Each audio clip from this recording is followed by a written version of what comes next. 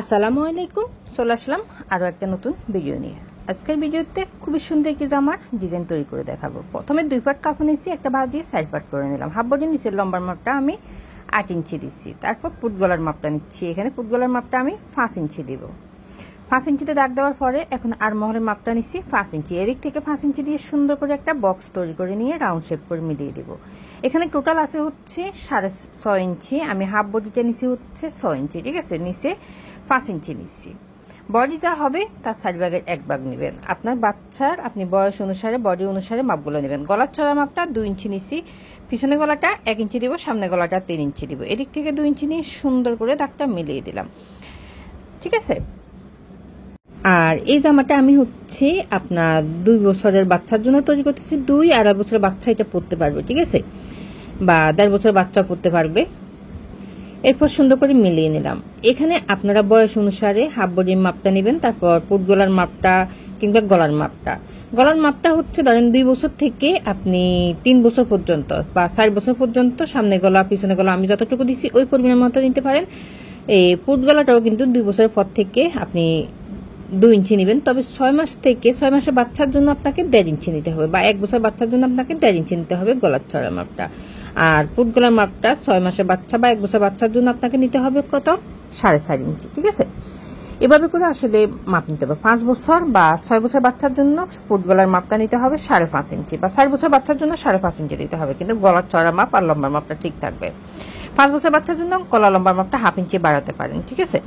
তো এই যে পিছনে পাটটা সেলাই করে নিচ্ছি কথা বলতে বলতে। এই যে এখানে আমি প্রায় 2.5 ইঞ্চি মতো হচ্ছে কাটা দিলাম।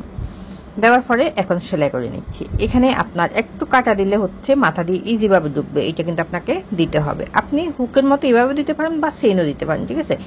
সবচেয়ে সহজ নিয়ম হচ্ছে এভাবে দিয়ে দেওয়া। চেইন সবসময় হয়তো বাসায় থাকে না, যখন তৈরি করতে বসবো তখন কিন্তু চেইন থাকেও না। আবার হচ্ছে ধরেন এই চেইন দেওয়া অনেক ঝামেলা। এইভাবে করে একটু কেটে একটা হুক লাগাই দিতে পারেন, তাহলে সুন্দর হবে। ডিজাইন করার জন্য এখানে একটা কাপড় নিলাম। কাপড়টার চড়াটা 2.5 ইঞ্চি 3 ইঞ্চি নিলেই হবে।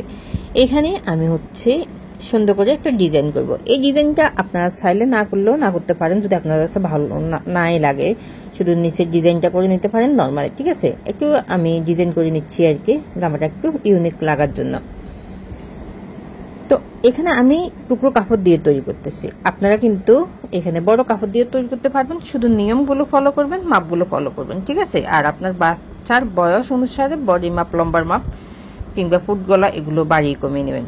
আর এরপরে যদি কোথাও আপনাদের বুঝতে সমস্যা হয় তাহলে কমেন্টে বলবেন, আশা করি কমেন্টে রিপ্লাই দেওয়ার চেষ্টা করবো, বুঝিয়ে দেওয়ার চেষ্টা করবো, ঠিক আছে। আমি সবসময় আপনাদেরকে বুঝিয়ে দেওয়ার চেষ্টা করি, আর আমি আমার ভিডিওতে সবসময় স্টেপ বাই স্টেপ আপনাদেরকে বুঝিয়ে দেওয়ার চেষ্টা করি। এই জামাটা লম্বার মাপটা যেমন হচ্ছে 17-18 ইঞ্চি হবে, এটা 2 বছরের বাচ্চার জন্য। আর এই কাপড়টা আছে হচ্ছে 4 ইঞ্চি। এখানে আছে 28 ইঞ্চি কুচির জন্য নিচ্ছি। তবে কুচিটা আরেকটু বাড়াই দিলেও দিতে পারেন, তবে এই মাপটা যথেষ্ট, এর থেকে বেশি দেওয়ার দরকার নেই। এরপর আমি আরো একটা কাপড় নিলাম। কাপড়টা ছোট, জোড়া দিয়ে একটু বড় করে নিলাম। এটা আছে 5 ইঞ্চি, অর্থাৎ আমি জোড়া দিয়ে কাপড়গুলোকে বড় করব। আর মাঝখানে এখানে যেহেতু আমি ভিন্ন একটা কাপড় দিচ্ছি, তো এই জন্য কিন্তু একটু ডিজাইন করতেছি। আর ডিজাইন করার জন্য এখানে আমি 2 ইঞ্চি চড়া লম্বা একটা কাপড় নিলাম, ঠিক আছে। এটা মাঝখান দিয়ে একটু আলাদা কাপড় দিচ্ছি, তো যেহেতু এগুলো টুকরো কাপড় আমি ডিজাইনটা করে নিচ্ছি। ডিজাইনটা করে নেওয়ার পরে এটা আসলে বুঝে যাবে না যে এটা আপনি টুকরো কাপড় দিয়ে তৈরি করছেন। টুকরো কাপড় দিয়ে জামাগুলো আসলে তৈরি করলে কি হবে, কিচ্ছু হবে না। আপনি এমনভাবে তৈরি করবেন যেন একজনে দেখে বুঝে যে আপনি এটা ডিজাইন করছেন, ঠিক আছে, বুঝা যায় না, ঠিক আছে। এই যে আমি পাতার মতো করে সুন্দর করে ডিজাইনগুলো করে নিলাম। এরপর এই যে কাপড়টা বসিয়ে নিচ্ছি।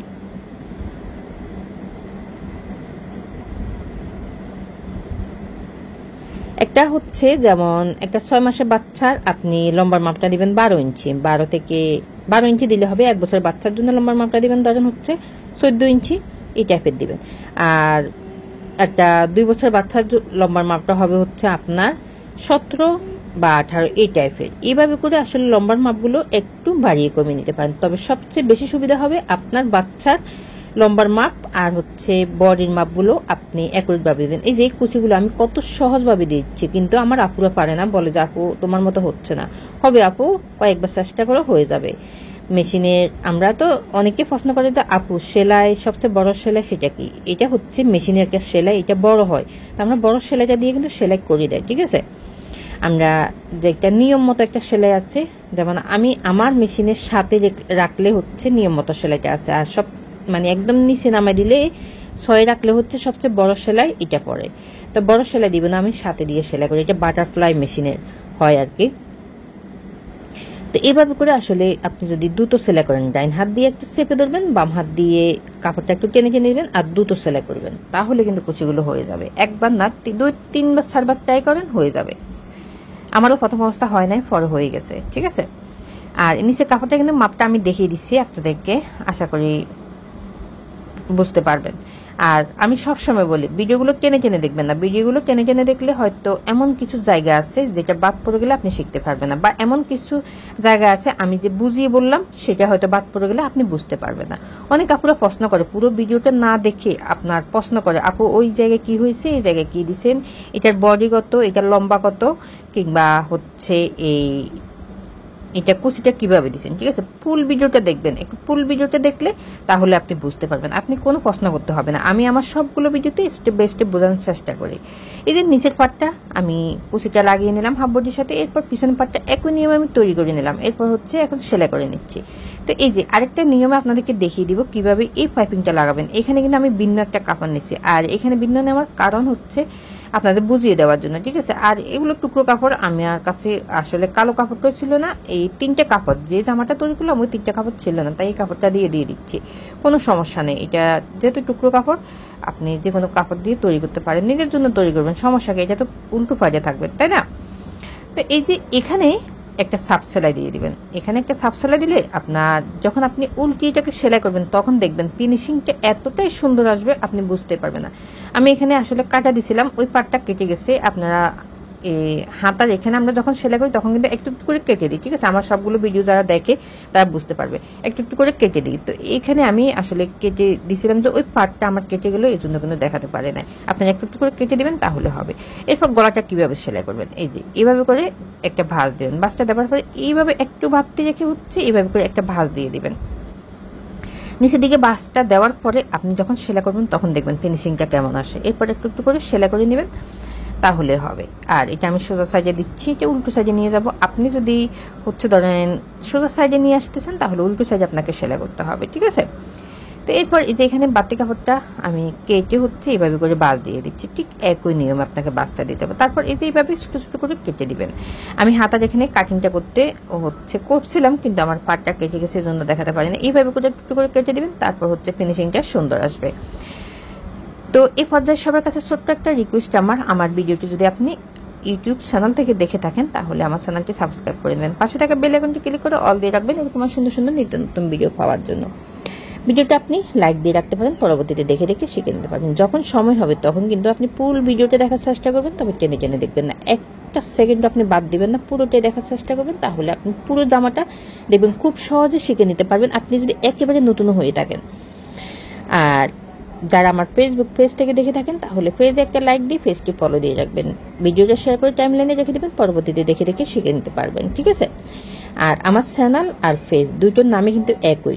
আমার অনেক আপুরা প্রশ্ন করে আপু তোমার চ্যানেল এই ইউটিউব চ্যানেলের নাম কি? আমার ইউটিউব চ্যানেলের নাম হচ্ছে নিডল ওয়ার্ক, আবার পেজের নামও হচ্ছে নিডল ওয়ার্ক, তবে এই ছবিটা কিন্তু ভিন্ন আছে, ঠিক আছে। আর লিঙ্কটা কিন্তু আমার পেজে দেওয়া আছে, আমার পেজে কিন্তু আমার ইউটিউব লিঙ্কটা দেওয়া আছে, ইউটিউব লিঙ্ক লেখা আছে, তোমরা ওইখানে টাচ করে দেখবে আমার ইউটিউবে তোমাদেরকে নিয়ে যাবে।